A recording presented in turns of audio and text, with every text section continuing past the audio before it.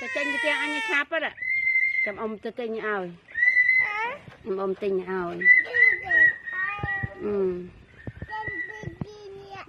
Tinh pi nè cha mùi mà nè. Hãy chứ mà tao anh cục ai giặc là mới cho đã quả.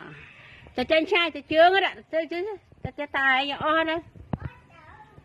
Tới anh cho bọt vậy. Bây giờ giờ bọt anh mua mình vài pin này đánh về cho ta về cho đã quả.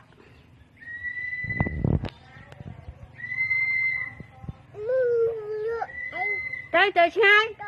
Mày cục bà về sắt. Cục bà về à. Làm ông tay nhau rồi. Dương nó không khôi bê, dương nó nô. Cha mơ. Cho cái. Giờ đã năng sự ăn hết chưa? Bơm á.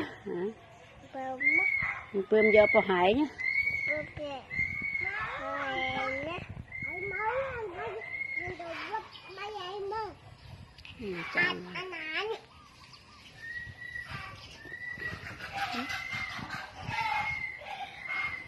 Ông chọn thế nào?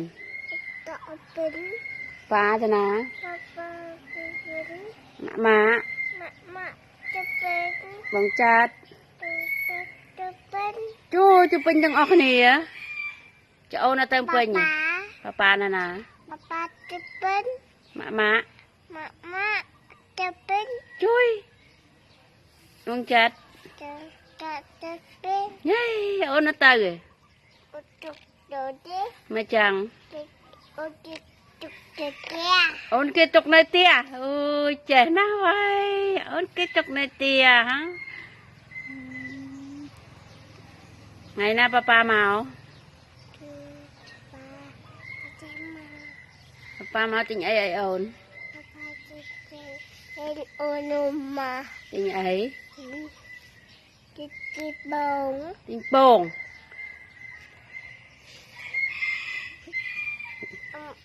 Tám. Mà ôn mùa ấy. Mà ôn tu tê.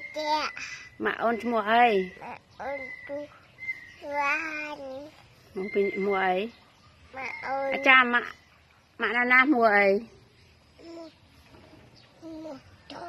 Một tón. Để cho ba bia.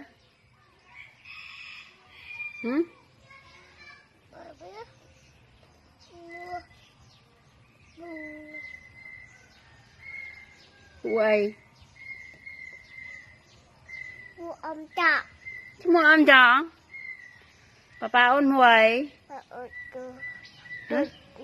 Bà ôn mùa ấy. Hả? Mùi dây lưới đi mơ. Bà ôn mùa ấy. Chàm thà đó. Bà ôn mùa ấy. Bà ôn một tuổi chứ. Chơi nào vậy? Mà ôn. Mà ôn tứ tọt. Mà ôn một tọt. Rồi đi nà kê nè chẳng. Nè. Hả? Nà kê nè. Mạ. Mạ năng mua ấy. Mạ. Ông chên. Mạ ông chên. Thế nên papa. Papa chụp hình. Papa mua ấy. Papa chụp hình. Papa mua ấy. Papa mua ấy. Papa chụp. Papa mua chụp. Tới thầy, Linh mới ôn năng rồi. Cái kia. Cái kia bên nào? Cái kia ở tao. Ở đây, phải chẳng ngàn khăm. Ôn tơ là bự ha. Ôn con nói chơi là bự phê. Lên nhăng ra chạm, lên nhăng mới hôn này. Tất cả chơi đường á.